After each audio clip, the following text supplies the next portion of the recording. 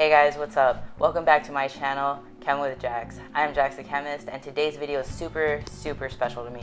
Now, we're actually going to get to talk to a real scientist, my good friend Jenny Flanagan. She's a graduate student. She's almost done, so she's almost Dr. Jenny.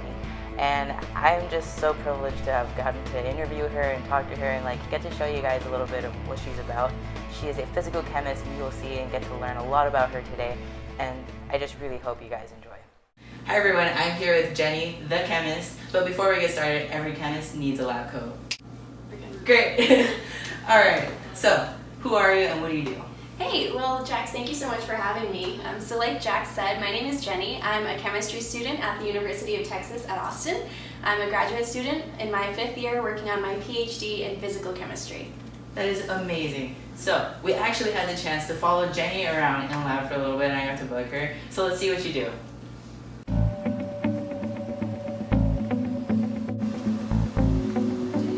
Hey guys, what's up? I'm here with Jenny. She's going to show us around lab today and hopefully I'll get to touch and play with some lasers.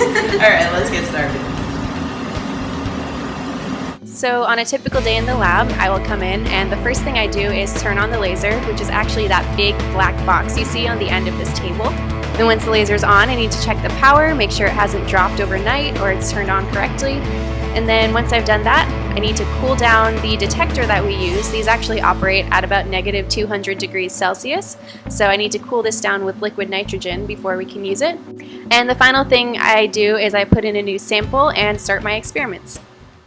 We scream at rocks and play with lasers, so tell us more about what that means and what you do.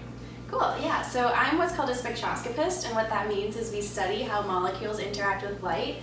And something that's cool about molecules is depending on the environment that they're in, their interaction with light might be different. So what we actually use this for is studying biomolecules. So biomolecules are molecules like proteins or fats that exist in your body, and we study how they interact with one another, which can be applied to healthcare or medicine or something like that. Wow, that's amazing. So I also noticed we were screaming at some proteins. So what happens when we scream at proteins? Well, the proteins right now are interacting with lipids. So your cell membrane is made out of lipids, which are molecules that make up fats, oils, and waxes, as you learned in middle school biology. And the way that the proteins are arranged in your cell membranes can actually dictate how your cells thrive or don't thrive. So we're actually trying to get, on the chemical level, we're trying to understand kind of the reasoning for that. Wow, that is amazing. So I know I bothered you a lot in lab and just follow you around and with my cameras and lights and everything. So it must have been kind of weird for you. So how did you feel about me following you around? Honestly, I had a lot of fun filming in lab. Normally when I'm in lab, I'm working by myself in a dark room for the entire day. So it was really nice to have somebody there and also really nice to have someone who's interested in what I do because I love to talk about it and teach people about it. Oh, that's amazing. I'm sorry for touching all your lasers. I just love that you work with lasers. Who in the world gets to work with lasers all the time? So, enough about the science, even though it's all about the science. But how did we meet? Is that I don't know, because you're amazing and you're this amazing spectroscopist, plays with lasers, screams at rocks, and I'm just a chemist that loves to blow things up. Okay, I love blowing things up. You play with lasers. So how did we even meet? Do you remember that? Yeah, it's funny you asked that because I don't even remember directly meeting you. To be honest, that's exactly why I'm asking you. Yeah, I feel like we've just known each other in this chemistry circle for the whole time we've been at UT and we just exist together and now we're friends. I think it was pretty organic. I'm sorry. So I guess how we met was definitely chemistry related. For sure.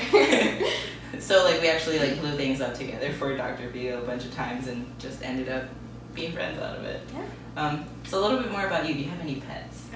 I know you have 2 pets and I want everybody to know about your pets because I think the names of your pets is awesome. Oh yeah. One in specific. So I told him to ask me that.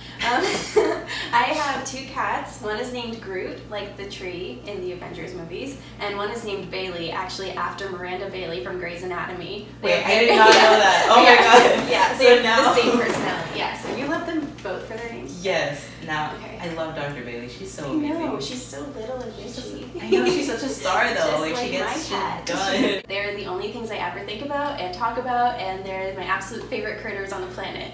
Alright, so we actually have pictures. So this is Bailey. Yes. So tell us more about Bailey. I love Miranda Bailey, so this one has to be amazing. Yeah, so Bailey, she's very small. She's a little bit snippy, but very powerful, so we thought it was a really appropriate name for her. She's really sweet once you break through her kind of hard shell, so... Just like all animals. Yeah, just like people and animals. Alright, and then we have also a picture here of Groot. Now, what is Groot doing? Oh, Groot is like the Gerber baby of cats. He just poses for the camera. He's such a little ham. He knows how pretty he is, and he wants you to know that he knows. So yeah, this is just him. I told him to sit still for a picture, and for once he actually did. That's amazing. Just look at that. Look at those eyes. Oh my gosh. They're so cute. Yeah. I mean, the bold and badass women in chemistry. So something that I'm actually really proud of that we've been doing at UT is several other female graduate students and I founded this organization called Badass Women in Chemistry, or for the grown-ups, Bold Women in Chemistry. And what this is just a group of undergraduate and graduate students, all women at UT, who are there to support each other in navigating either the structure of their undergraduate career, their transition to graduate school applications. We're actually trying to help financially support students as they apply to their REACH schools, because a lot of the times when women hear that they're not good enough or they're not meant to be in STEM their entire life, they don't reach for what they think they deserve. So that's a big part of our project. And another aspect of this Bold Women in Chemistry is mentorship. So every graduate student is paired with an undergraduate mentee, and there we can kind of help each other navigate the tougher parts of being a student that maybe an academic advisor can't really access. That was amazing, everything that you do for the women in chemistry, and I feel like this is like a really positive step, like in the right direction, obviously, because STEM majors are hard, like no matter what you major in. Like you need someone there to help you pull through those tough times and like help encourage you and like make you realize that there is a light at the end of the tunnel. Like I know I could not have done any of this without the help of my mentor, and she was amazing throughout my entire undergrad career. And yes, she was a woman and she was amazing. We love strong women in chemistry. Okay. Thank you. So what would you like to see changed in like academia or like STEM careers in general? Yeah, so I mean, you've noticed that STEM careers, especially in higher education or careers that require a doctoral degree, there's just not representation. The balance of men to women is completely skewed. We hardly see any queer representation. So that's something that, of course, we want to see STEM careers represent the actual population at large that's interested in it. And we want to see kids stop falling off and stop losing interest in STEM when they first find out that it's difficult, or when they first get made fun of about it, or when they first get told that they should be a mom instead. So yeah, I think it all really just boils down to what I want to see is that everybody who wants a career in STEM or wants to pursue a career in STEM has that opportunity, because it's not interest that is the barrier, it's opportunity. Yeah, definitely. So you'll never hear about like a queer scientist just being praised for their work and being queer, even though I know like being queer isn't like the main part of our like scientist identity, but it's also like really discouraging to never see or hear of a queer scientist who did something amazing.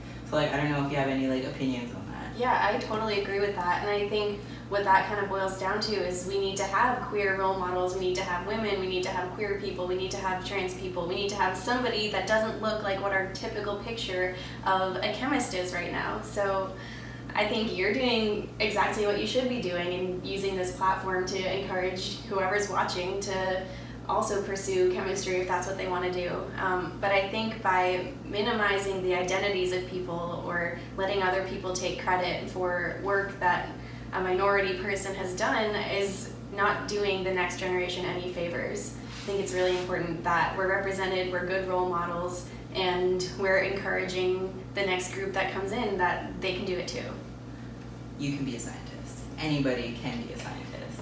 Now, Jenny, thank you so much for coming. I do have one more thing I want to get to with you, but we'll go to that right now. Before we go, this last part is really special to me. Everybody that comes onto the show gets to sign my trans flag. This is important to me because I want to show everyone that there are allies out there that are pulling for a more diverse community in chemistry and STEM. In addition, everybody that comes onto the show will receive this amazing allyship pin. This is my gift to you. It's an official ally pin. It's made from aluminum, and I don't know if you can see it, but like it's a little aluminum with the allyship flag on there. It's made by one of my friends that I really love so much. Yes, you can follow him on Instagram.